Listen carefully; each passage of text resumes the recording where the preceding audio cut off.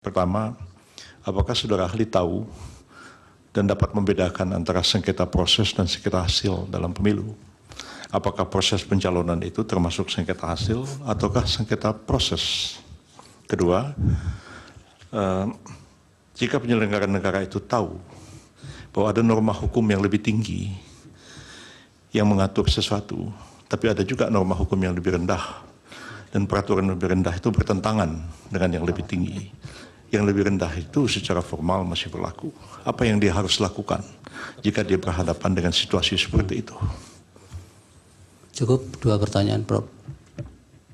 Dari Bawaslu ada 1 pertanyaan, cukup ya. Silakan Pak Bambang dipersingkat untuk dari para pihak tadi sekaligus.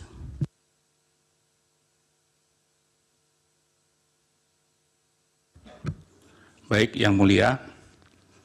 Yang pertama menyangkut dengan timeline yang tadi sudah disampaikan.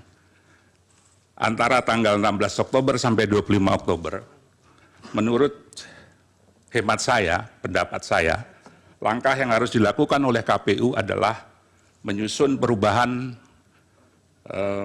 PKPU nomor 19 2023 dan mengajukannya kepada DPR. Sehingga kemudian ada kesempatan. Mohon slide-nya Yang Mulia untuk dipertunjukkan slide 4 biar bisa.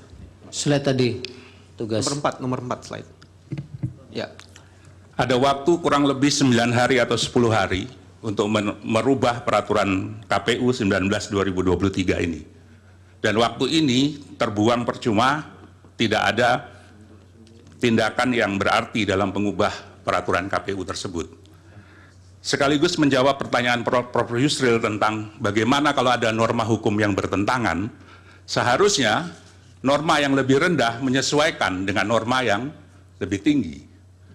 Nah, persoalannya adalah kerangka hukum pemilu itu tidak cuma undang-undang, tapi juga peraturan KPU. Dipertegas dalam pasal 75 Undang-Undang Pemilu bahwa untuk melaksanakan pemilihan umum, KPU harus membentuk peraturan KPU dan keputusan KPU. Peraturan itu sebagaimana dimaksud adalah pelaksanaan peraturan perundang-undangan. Dalam catatan ini, maka seharusnya KPU segera mengubah PKPU 19 2023 dan kemudian segera meminta kepada DPR dan pemerintah untuk mengadakan rapat dengar pendapat umum. Karena rapat dengar pendapat umum itu adalah diamanatkan oleh Undang-Undang 7 2017 pasal 75 ayat 4. Jadi ada proses yang harus dilewati melalui hal tersebut. Pertanyaan yang kedua, saya lupa. Ada apa namanya? Putusan P17 KPU. ya. Iya. Keputusan Komisi Pemilihan Umum nomor. Putusan KPU menurut saya jadi cacat secara hukum karena tidak mengacu kepada putusan Mahkamah Konstitusi nomor 90. Walaupun dia mengubah,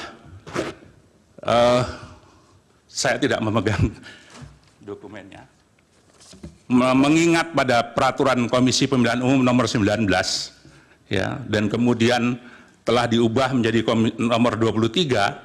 Ini menjadi pertanyaan karena ketika putusan ini dibuat, peraturan KPU nomor 23 itu belum ada, belum disahkan.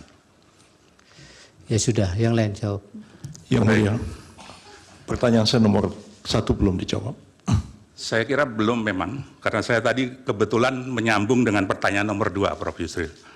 Baik, yang ketiga pertanyaan dari penasihat hukum, dalam kasus KPU Murung Raya yang diintervensi untuk mengubah status parpol Gelora, setahu saya kasus ini sudah dibawa ke DKPP, tapi menurut saya ini adalah pelanggaran serius terhadap prinsip atau asas pemilu, terutama jujur dan adil.